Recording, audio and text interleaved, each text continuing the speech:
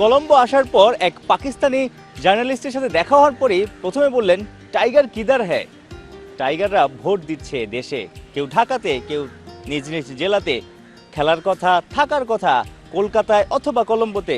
সেই বাঘেরাই, তাসকিনরা, লিটনরা বাংলাদেশে। কারণ আইসিসি, ইন্টারন্যাশনাল ক্রিকেট কাউন্সিল, অনেকে আবার মজা করে ট্রল করে বলে ইন্ডিয়ান ক্রিকেট কাউন্সিল, তারা বাংলাদেশের সাথে দ্বিচারিতা করেছে, বাংলাদেশের যৌক্তিক দাবি মানে নেই। যে কারণে আসলে বাংলাদেশ এই টি-20 বিশ্বকাপে, যার ট্যাগলাইন ফিল দ্য থ্রিল, সেই জায়গাটাতে 20 দলের বিশ্বকাপে বাংলাদেশ নেই। কারণ আইসিসি বাংলাদেশের পক্ষে ছিল না, বিসিসিআই বাংলাদেশের পক্ষে ছিল না, তাদের যৌক্তিক দাবিটা মানে নেই।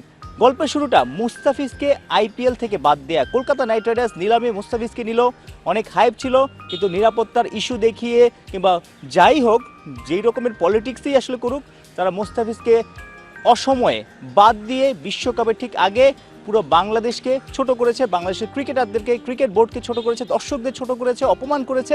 বাংলাদেশ ক্রিকেট বোর্ড মনে করেছে মুস্তাফিজ যদি একা নিরাপত্তা না পায় ভারতের মাটিতে, তাহলে বাংলাদেশ দল কিভাবে নিরাপত্তা পাবে, সাংবাদিকরা কিভাবে নিরাপত্তা পাবে, দর্শকরা কিভাবে নিরাপত্তা পাবে। তাই বাংলাদেশ দল চেয়েছিল যে বাংলাদেশের ম্যাচগুলো যেন এই শ্রীলঙ্কাতে, কলম্বোতে কিংবা ক্যান্ডিতে দেয়া হয়। অনেক রকমের আলোচনা ছিল, পাকিস্তানের সাপোর্টও বাংলাদেশ পেয়েছিল, কিন্তু অন্য দলগুলো ভারতীয়দের পক্ষে, আইসিসির পক্ষে কথা বলে বাংলাদেশের যৌক্তিক দাবি মানেনি। বাংলাদেশ বিশ্বকাপ থেকে সরে গেল, স্কটল্যান্ড আসলো। পরবর্তীতে ভারত পাকিস্তান ম্যাচ নিয়ে কত নাটকীয়তা। পাকিস্তান বাংলাদেশের সাথে ছিল, সঙ্গ দিয়েছে, যৌক্তিক দাবির সমর্থন করেছে, কিন্তু সবশেষ নাটকের শেষে আসলে ভারত পাকিস্তান ম্যাচ এই কলম্বোতে প্রেমদাসা স্টেডিয়ামে হচ্ছে। সব রকম আয়োজন আছে, সব কিছুই আছে, বিশ্বকাপ আছে, 20টা দল আছে, কিন্তু নেই একটা বড় দল, বিশ্ব ক্রিকেটে বড় দল।